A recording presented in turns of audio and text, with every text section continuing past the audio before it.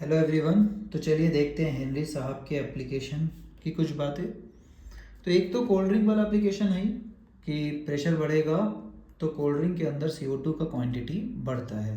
तो हवा में जितना CO2 होगा कोल्ड ड्रिंक वाले अपने डब्बे के अंदर, है ना, उतना ज़्यादा हवा में, जितना ज़्यादा हवा में CO2 उतना ज़्यादा कोल्ड ड्रिंक के अंदर।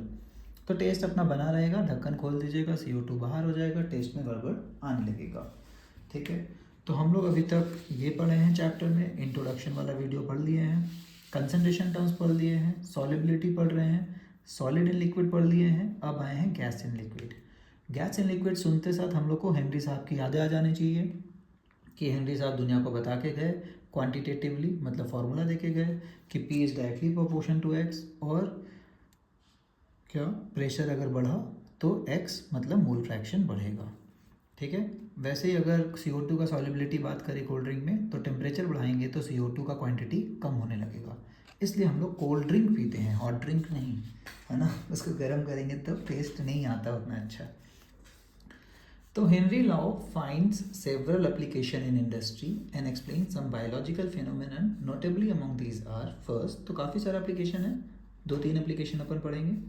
To increase the solubility of CO2 in soft drink and soda water, the bottle is sealed under high pressure. तो बहुत सारा CO2 डाल करके उसको बहुत अच्छे से ढक्कन टाइट करके हाई प्रेशर में CO2 रखा जाता है ताकि कोल्ड ड्रिंक के अंदर काफ़ी CO2 चल जाए। स्कूबा डाइवर्स, है ना, तो स्कूबा डाइविंग सबको करना चाहिए भाई, अच्छा चीज़ है। तो मेरे को भी मौका मिला था, मैंने भी किया था। तो आप देख सकते हैं एक स्कूबा डाइवर यहाँ दिख रहा होगा, है ना, ये आपके टीचर है जो बहुत कम विजिबिलिटी है। तो आप देख सकते हैं कि स्कूबा डाइवर्स के पीठ में एक सिलेंडर होता है। ठीक है, I hope it is visible कि सिलेंडर है। और वो सिलेंडर जो होता है, अब क्योंकि हम लोग पानी में तो सांस ले नहीं पाते हैं, तो सिलेंडर ऐसा होना चाहिए कि वो हवा को मैच करा रहा हो और उसका पाइप डायरेक्ट हवा की तरह काम कर रहा हो कि हमें हवा दे रहा हो। तो हमें हवा तो देता है, नाइट्रोजन हवा में होता है 78, ऑक्सीजन 21। तो स्कूबा डाइविंग वाले सिलेंडर में भी उतना ही होना चाहिए, 78 और 21। लेकिन क्या होता है? नहीं। अभी जानते हैं क्यों। क्यों हम लोग को नाइट्रोजन थोड़ा कम रखना पड़ता है, नहीं तो हमारे लाइफ के लिए गड़बड़ हो जाएगा। ठीक है। तो देखिए, तो scuba diver must cope with high concentration of dissolve gases while breathing. तो अंदर जब पानी के अंदर गए तो प्रेशर बढ़ गया कि नहीं बढ़ गया, है ना, दबाव काफ़ी ज़्यादा है। तो उसके कारण बहुत सारे गैस हमारे खून में डिजॉल्व हो जाएंगे while breathing air at high pressure. तो कोई भी हाई प्रेशर वाले जोन में जाएंगे आप तो काफ़ी सारे हवा अंदर जा रहा होगा और डिजॉल्व हो रहा होगा हमारे ब्लड में, शायद नॉर्मल कंडीशन से ज़्यादा। ठीक है। Increase pressure increases the solubility of atmospheric gases in blood. तो नाइट्रोजन भी ज़्यादा, ऑक्सीजन भी ज़्यादा, सब ज़्यादा। ऑक्सीजन तो ठीक है एक बार, नाइट्रोजन क्या दिक्कत करता है। When the diverse come toward surface, अब जैसे ही मैं सरफेस पे आया तब प्रेशर ग्रेजुअली कम। अब क्या होगा, जितने पाइप में हवा फंसे हैं, पाइप ही है ना हमारा आर्टरी वेन्स, वहाँ ब्लड है, उस ब्लड में सारे गैसेज है, तो प्रेशर रिलीज। तो हेनरी साहब बोल रहे थे भैया प्रेशर अगर रिलीज होगा, हवा में प्रेशर कम है क्योंकि आप बाहर आ गए हैं पानी के, तो ज़रूर सॉलिबिलिटी कम होगा, तो ब्लड से छटपटा कर सब भागना शुरू करेगा। समझ लो, ये ब्लड था, इसमें काफ़ी सारे गैस थे, ये छटपटा के बाहर भागना शुरू करेंगे क्योंकि बाहर का प्रेशर कम हो जाएगा जब आप सरफेस पे आ जाओगे वापस। पहले तो आप पानी के अंदर डुबकी लगाए, फिर सरफेस पे वापस आएंगे कि नहीं आएंगे। This release the dissolve gases and leads to formation of bubbles of nitrogen in the blood. तो ऐसे हम लोग आम आदमी की तरह बहुत सारे बार बोलते हैं कि नल में पानी नहीं आ रहा है क्योंकि पाइप ने हवा भर गया है ना, पाइप में हवा भर गया है। तो आप देख सकते हैं इस पाइप में आपको एक लिक्विड का लेयर दिख रहा होगा, फिर आपको बाउंड्री दिख रहा है और बीच में हवा दिख रहा है, बबल्स है। ठीक है, ये बबल्स दिख रहा है यहाँ पे भी। तो बहुत सारा बबल्स ऐसे भर जाता है। तो आप सबने देखा होगा किसी ना किसी तरह से कोई पाइप में जब हवा और बबल्स दोनों आ रहा होता है, पानी और बबल्स दोनों उस पाइप में ट्रैवल करके आ रहा होता है। तो जब बबल्स भर जाता है तो क्या ब्लड स्मूथली फ्लो होगा आर्टरीज वेन्स में? उतना स्मूथ नहीं होगा, हमें दिक्कत आने लगती है। तो जब डिज़ोल्व गैस निकलने का स्पीड में कोशिश करता है तो जो भारी भरकम गैसेस है ना, वो बेचारे उतना स्पीड में निकल नहीं पाते हैं, तो वो बबल्स बन के ब्लॉक करते हैं, आर्टरीज और वेन्स को ब्लॉक करने लगेंगे। ठीक है, यहाँ लिक्विड है, ब्लड है, फिर हवा आ गया बीच में N2, तो ये भारी वाले बेचारे स्पीड से निकल नहीं पाए तो दिक्कत हो गया इनको। Leads to the formation of bubbles of nitrogen in the blood.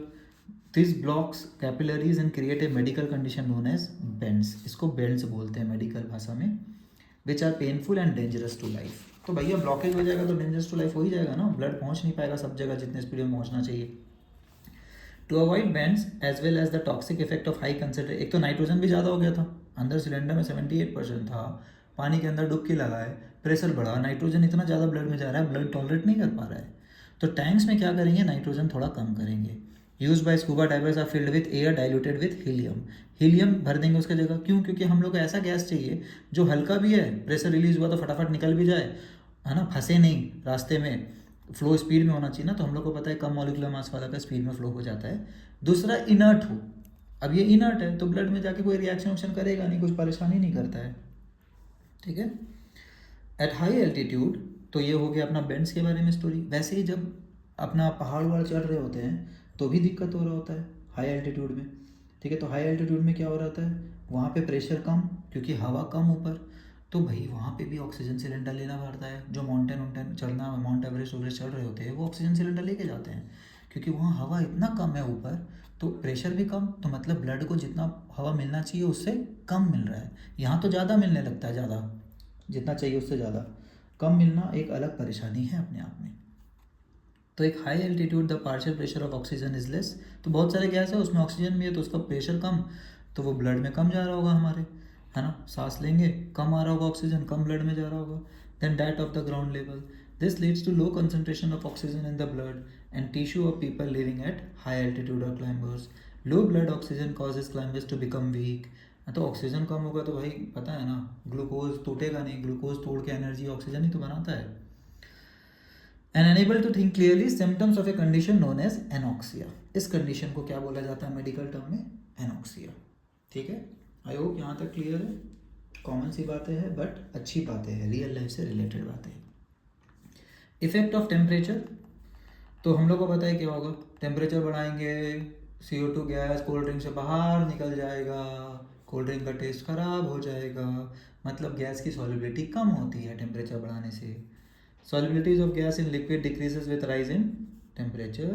When dissolved, the gas molecules are present in liquid phase, and the process of dissolution can be considered similar to condensation.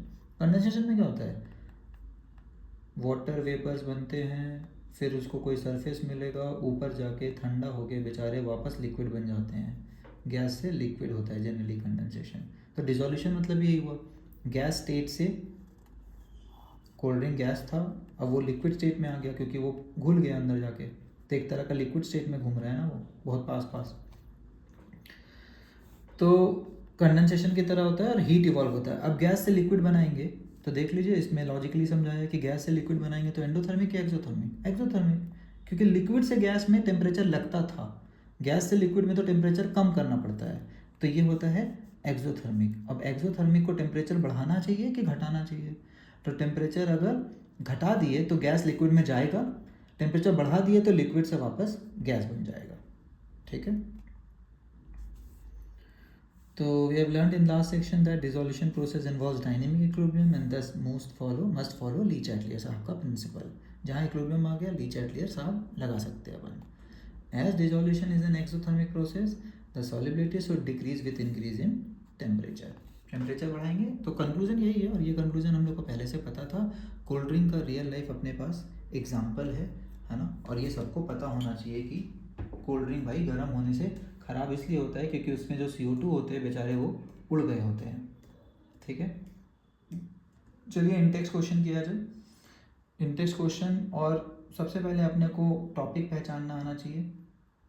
तो जैसे ही अपने को दिखता है कि gas है और liquid है, ठीक है, तो समझ जाना है कि कौन से टॉपिक से क्वेश्चन है, ठीक है। ओके चलिए क्वेश्चन पढ़ते हैं। H2S gas a toxic gas with रॉटन egg, तो ये सब देखिए जनरल नॉलेज भी बढ़ाता है कि H2S गैस का सेंट कैसा होता है, टॉक्सिक और रॉटन एग की तरह होता है। SO2 जलने वाला भी सेंट रॉटन एग टाइप ही होता था, SO2 अगर जल रहा है दुनिया में तो, ठीक है।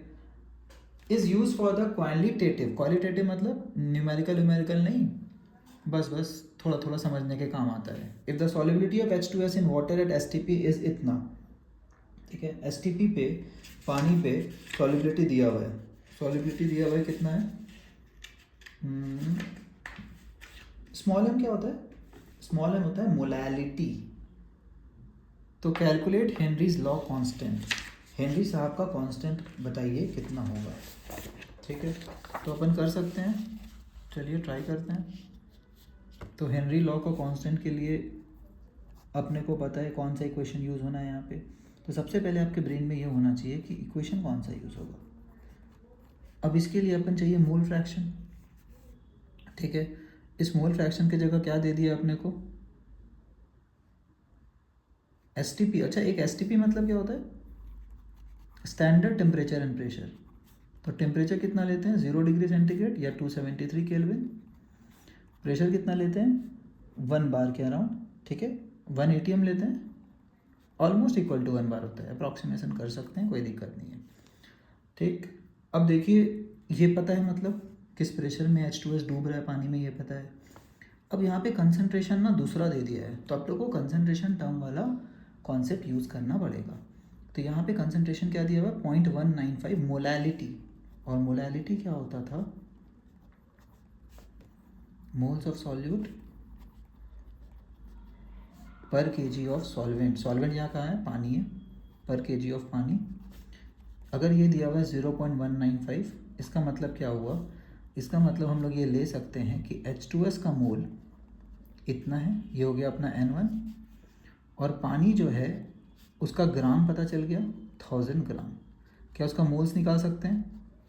Moles is equal to given mass by molar mass. तो ये N2 दे देगा, तो 1000/18 पॉपुलर नंबर है 55.55। ठीक है, क्लियर? तो क्या मोल फ्रैक्शन निकाल सकते हैं आप? मोल फ्रैक्शन H2S का कितना होगा?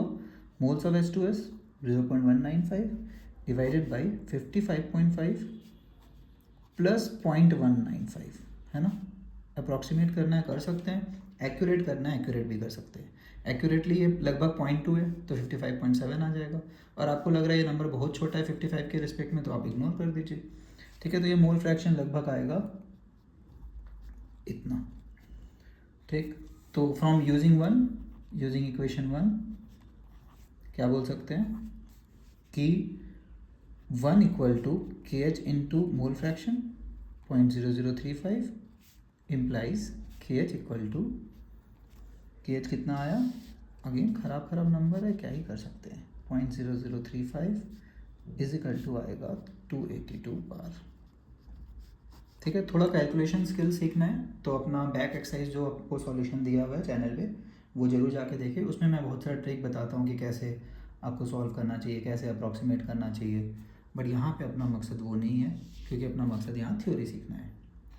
ठीक है, फिर नेक्स्ट क्वेश्चन 1.7। तो क्वेश्चन नंबर 1.7 में क्या बोला है? हेनरी साहब का constant for CO2 in water is इतना।